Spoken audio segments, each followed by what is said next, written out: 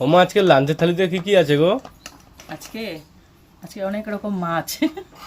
বাহ, কই দেখি তো। আজকে বিভিন্ন রকম মাছের আইটেম। দেখি আর কি কি আসবে মাছের আইটেম। প্রথমে গেল ডালের বড়া। যা, এটা তো মাছ না। না, এটা মাছ না। আচ্ছা, এরপরে কি তারপরে এক আসবে? টুকরো লেবু, তারপরে পেঁয়াজ, বাহ, তারপরে শসা। মাছ বলে শসা পেঁয়াজ লেবু দিচ্ছ, পকোড়া দিচ্ছ। এইবারে তো আসল জিনিস দেখাবো। কই দেখি তো। সর্ষে দিয়ে মৌরলা। বাহ, আর সাথে কি আছে? সাথে আছে বরবটি ভাজা চিংড়ি দিয়ে। দু রকম মাছ হলো। কি দারুণ দেখতে হয়েছে। আর মাছের তেল। আহা, এটা বেশ হলো খুব কাতলা প্রিয় মাছের আমার। তেল। হুম। অনেক কিছু করেছি ছোট ছোট। আরো আছে নাকি? আর হলো কাতলা মাছ আলু পেঁপে দিয়ে। আহা, পুরো জমে গেল তো আজকে। 3 রকম মাছ।